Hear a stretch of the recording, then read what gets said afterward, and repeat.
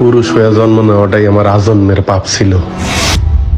তবে এই দেশে আমার মতো পাপীর সংখ্যা হাজারে হাজারে, লাখে লাখে। এরা সবাই মানব সন্তান হয়ে জন্মাইছে ঠিকই, কেউ পুরুষ হয়ে উঠতে পারে নাই। আর পুরুষ হয়ে না ওঠার যন্ত্রণা যে কত কঠিন, কত ভয়াবহ, প্রতিনিয়ত হারে হারে টের পাই। কারণ পুরুষের সাফল্যের ভাগ সবাই নিল, ব্যর্থতার ভাগ তো কেউ নিতে চায় না। কারণ সবাই মনে করে পুরুষ জন্মগ্রহণ করছে পরিবারের অন্যান্য সদস্যদের চাহিদা মেটানোর জন্য।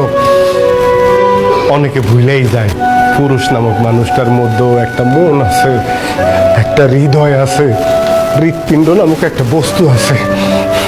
প্রিয়জনের কথার আঘাতে সেই হৃৎপিণ্ডটা না কাইপা ওঠে।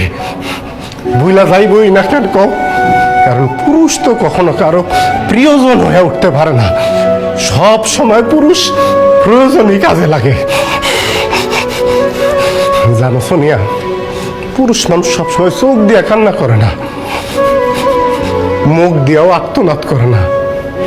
পুরুষের মন কান্দে, হৃদয় আর্তনাদ করে। পুরুষ আবার সেই আর্তনাদ বুকের মধ্যেই চাপ দিয়ে ধরে রাখে, যাতে প্রিয়জনরা না শুনতে পারে। যদি কষ্ট পায়